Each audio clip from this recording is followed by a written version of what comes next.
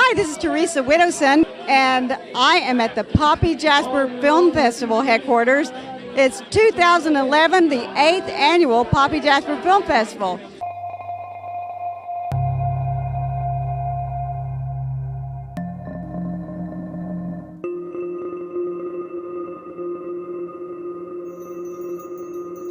I am here with Deborah Heastan, and she did Flowers for a Funeral. Can you give me a little synopsis without giving away the whole thing about what it was about? It's about a young woman who sets out to commit suicide one day, but she meets someone along the way who affects her decision. But believe it or not, it's humorous on some levels. So it's a funny suicide film. Yes, it's kind of a dramedy. Have you been to other film festivals with the film? Yeah, 11 so far, but I've only been to, I think this is the 4th one. Wow, 11. Congratulations. That's great. Thank you. It is exciting, and it's gotten good reception wherever I've been, so that's even more exciting. So what is this in your number of films that you've done? Where does this fall?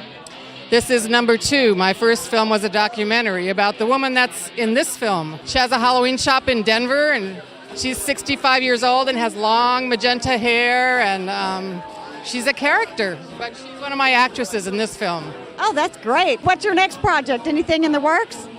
I'm actually working on a documentary about a young woman who has cystic fibrosis, and she lives kind of an alternative lifestyle. It's about how it is to be in your 20s and not be able to live the life of a 20-year-old. What got you into filmmaking? Well, when I was in my early 50s, I decided I had stories to tell, and so I went to film school for a year and got a little bit of information and then just got out there and got started. That's great. It's never too late, right? That's right. I am here with Emily Skyle. Hi, Emily. Thanks for coming to the Poppy Jasper Film Festival. Thank you for having us in our little film Floofin' House. We appreciate it. And your film is Floofin' House, is that right? Is that what you said? It's called Floofin' House, the comeback of a pop culture icon. And so can you give us a little synopsis of what it's about without, giving too much away? Yeah, absolutely. It's a tagline for the film is actually, the media loves him, so you do too. I've done celebrity interviews for about the last 10 years of my life, and this is kind of mocking the interview process that you're doing right now, and the Paris Hiltons of the world that maybe get a lot of media, but we don't necessarily know why it all started. So that's kind of the premise of the film, and it stars a 3-pound, 7 ounces toothless dog. So how did you come about this story? Again, because I just did interviews for so many years, and I would meet people that were getting a lot of notoriety and a lot of attention, and then not much going on when I would talk to them. I'm like, not much going up here? Yeah, I'm like, what, okay, can you spell your name? So it kind of started from there, and then you would watch their managers and their handlers treating them like, idol gods, and it was just kind of amusing to me behind the scenes. How long have you been into doing films? Floofin' House was the very first thing I ever wrote, and also the very first film I ever even tried to attempt to do. Wow, congratulations. That's even more impressive.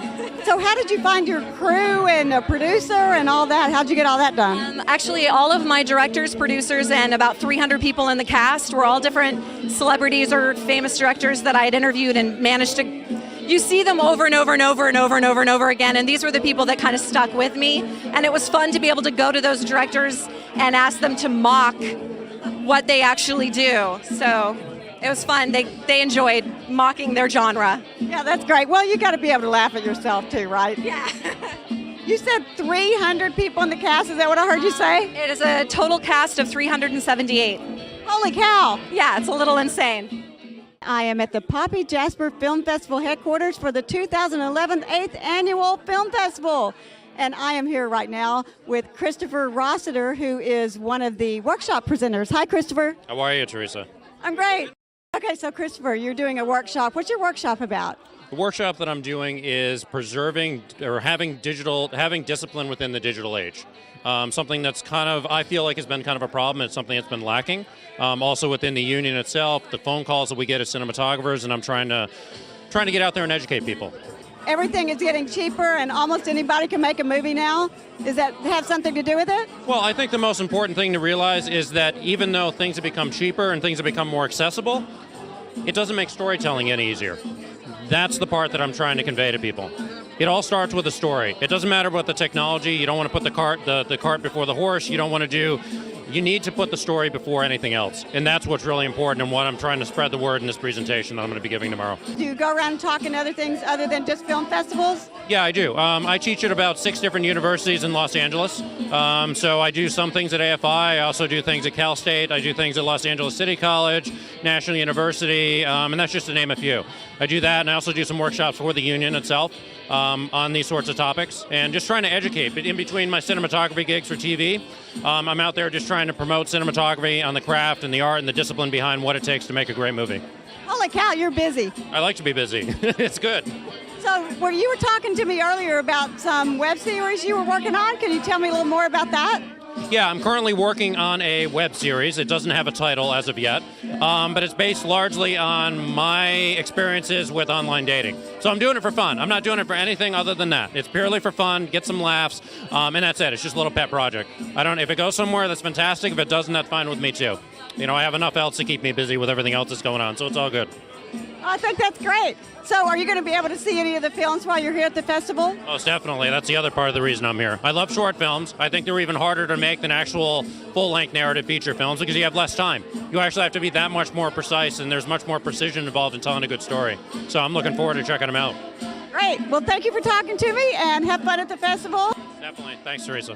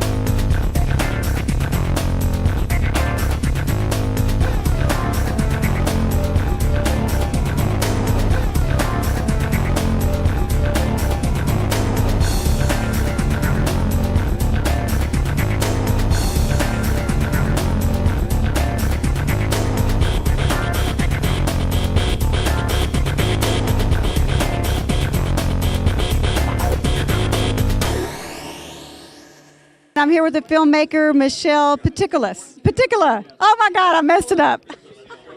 She only told me like 3 times and I still can't get it right. You do it. Peticola, And you did the film. The Heart of Grieving. So can you tell us a little bit about what that was about? Well, it's about people dealing with the loss of somebody close, and it's about, both the difficulties and the positive aspects of opening to the experience of loss. Where did you go to find the people to be interviewed for the documentary? It's amazing. It was really hard to find people who were willing to talk about death. And so I just put the word out, and it's just the way things happen. You find people and you interview them, and then there's certain people who are really able to open up and really share their heart, and those were the ones that showed up in the film. So did you learn anything about yourself through the making of the film? Oh, absolutely. I think the big thing I learned was to forgive myself for not being perfect when my parents were dying, and also to acknowledge what I had accomplished or what I had done that was right. So that's what I learned. So if you moved forward out of this series and did something else, what would it be about, do you think? Well, I was thinking about a film about my mother, who was a toy designer, and it's sort of like pushing the envelope, doing something that people don't expect, because she was a housewife in New Jersey, and she really actually had a major impact on the doll business. Oh, wow. In what way would we know? Well, she and my aunt, they affected the way in which the dolls were painted, or the eyes, or the way they made them more beautiful. How interesting. So have you submitted your film into other film festivals? I have.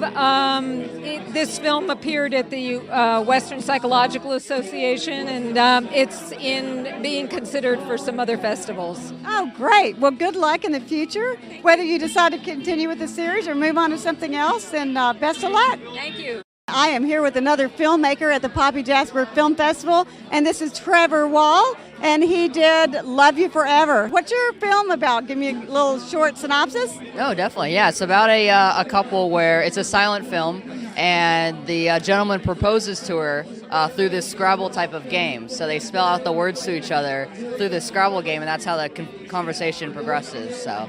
Oh, that's so clever. So how did you come up with the idea? I try to do crossword puzzles like every other day, and I was doing one, and I really kind of got this idea where if the crossword puzzle would like talk to me or something like that, or like where I would write answers to problems and they would like talk to me, and it just kind of evolved to having like a conversation through that kind of medium. Is this the first film you've made and submitted to festivals? No, it's my second film that's gone through festivals, and this is the second festival for this film. So it's been a lot. This one's a lot bigger, a lot grander, and I really like this one. Yeah. So how did you get into filmmaking? I kind of started just in I guess like 7th or 8th grade, just kind of playing around with a camera, and then in high school, I was in like drama and all that kind of stuff, and got into the filmmaking aspect instead of like stage, and then.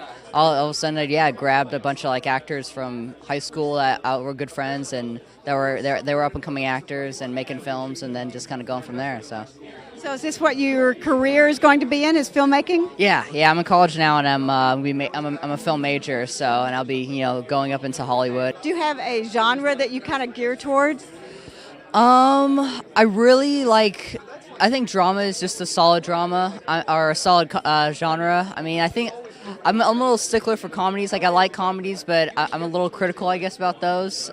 So drama, I really get into just because it's really moving. So I like that one. And comedy is they're difficult because it's all about timing. Oh yeah. I think that's why I am so hard on comedy, or sometimes comedies just don't hit me well, just because it is so difficult. And that's why I probably never do a comedy, really, just because it is so hard and so much pressure. So drama's almost kind of like the easy way to go. Well, best of luck, and thanks for talking to me. We're here at the Poppy Jasper Film Festival talking to Trevor Wall, and we're both going to go back to the party. I am here with Victor Miller. Hi, Victor. Hello there, Teresa. How are you? I'm great. It's so good to see you again. It's delightful to be seen at any time. Are you excited? I am very excited, and I'm delighted because I've seen a whole bunch of really good films so far, and there are a lot more to see. Do you have anything you're working on in the future? I am writing a screenplay on Skype right now with 2 co-writers. One is in Los Angeles, and the other one is in Montana. And how's that working out for you? It is fabulous. We're at about our 8th draft now, and it just keeps getting better and better, and we're about to go to synopsis. So which part are you working on, the first, the middle, or the end? I was working on the first. Now I'm marching through with my snowshoes on all 3 parts. Well, so I heard it was a little hard to get the middle part, right? So did you finally get that part, and now you're sinking your teeth into that? Yes, we figured out that we had a structural problem where we just weren't following the string of the story, and we had lost track of it. And until you write something, you don't know the mistakes you've made. You really have to do it. You can't keep it in your head. So we got it all down on paper, and then we all went to neutral corners, came back, and we said, the middle's not working. And then we figured out how to make it work. Can you give them, one little tidbit of advice that's great for writing their screenplay? Yeah, write the screenplay.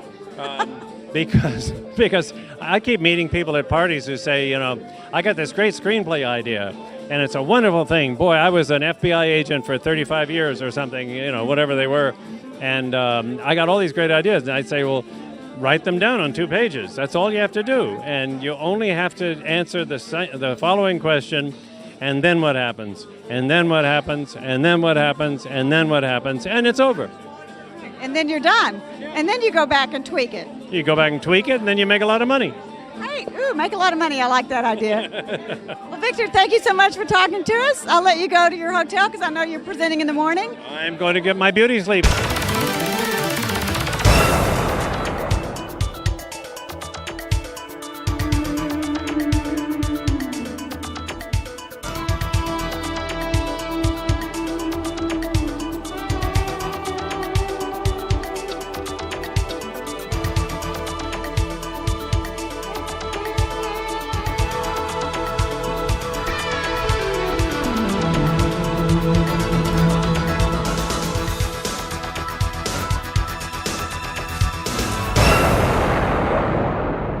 am here at the Poppy Jasper Film Festival headquarters for the 8th annual 2011 Poppy Jasper Film Festival, and I'm here right now with one of the filmmakers. Her name is Karen Hope. Now, you did the film Bonjour Sayonara, right? That's right, yes. Tell me a little bit about the film. Buongiorno Sayonara is the story of two couples, one Italian, one Japanese, who fall out on a trip to the English seaside, and the Italian guy and the Japanese woman get together and have a little romance, even though they can't understand a word each other say. And when they go back to their partners, the dynamic has changed very much in their relationship. The idea came to me because it's something very similar happened to a friend of mine. He's Irish, his girlfriend was Irish, they were on holiday in Paris, and his girlfriend walked out on him very publicly, and a very nice Parisian woman saw this happen and was sympathetic towards my friend. And even though they couldn't understand a word each other said, they had a fantastic afternoon together, very chaste romance. And when he went back to his girlfriend, he thought, what am I doing here with this woman? So I understand you're working on some screenplays, is that right? Yeah, I'm developing a feature at the moment, which is called Lady Killers. This is very different to Buongiorno Sayonara, which is a light romantic comedy. And Lady Killers is a coming-of-age drama about a girl gang. For me, filmmaking is all about the collaboration and the excitement of discovering new things that I hadn't expected. So my concept of the film expands as talented colleagues come in and do their bit. What an actor might give you in terms of their role is often very unexpected, and you could take the route of saying, no, this is not what I want, this is how I saw it, but I think it's much more exciting to actually to go with what the actors are giving you and see how much richer it can make the project. And see if you like the final product the way that they've interpreted it. Yeah, absolutely. And of course, the beauty of film is you don't like one particular way of doing it, you can do it again and do it again. I'm here at the Poppy Jasper Film Festival with Vicki DeMay. Hi, Vicki. Hi, how's it going? Great. You were here last year, and we were talking about Project Arbiter. That is right, yeah. And I'm back again, talking a little bit about Project Arbiter, but about producing in general this year. Before we get on to producing, you got to give us an update on how Project Arbiter is doing. Well, it's going really well. We've started our post-sound, when we're planning about another month and a half. And then it should be finished, and we're preparing a pitch package, and we're hoping to go out early next year trying to get a feature film made. Oh, that's great. Congratulations. Thank you. Well, not yet. Yeah. Congratulations on getting that far. Definitely. Thank you. It's been a lot of work, more than a year in post-production, a lot of good work going on, a lot of visual effects work, which has taken a lot of time, but it's looking really amazing. So we're really happy with it. You're also doing a workshop called, well, you tell me, what's it called? It's called Script to Screen, producing on a ultra low budget. And so I'm going to talk a little bit about the different projects that I've been involved with that have all been ultra low budgets. If you really don't have any budget, you can go out and make a film, and it doesn't have to be just your little camcorder running around. I mean, there's a lot of people you can work with and a lot of different kinds of things that you can do to make something like that happen. Networking and getting different kinds of sponsors and, bartering with people, saying I can do this for you if you can do this for me, all of these different kinds of things that you can do. And so you can really get inventive. Producing is a very creative activity when you try to make something on a zero budget. Now, you were also a juror at Poppy Jasper this year, right? Yeah, this year it was something new. I was invited to be a juror, and it was a lot of fun. We watched a lot of different films, and we got a really, really good bunch of films, I think, this year. I enjoyed, all of them. But you got to pick different ones to put into the program itself. And we were really, really happy with the different submissions that we had, and it went really smoothly. We really got a really good group of films. So, how many films did you have to watch overall? Almost 100 films, and narrowed them down to, I think, 46 for the actual festival. Congratulations on everything, and hopefully we'll see you here next year as well.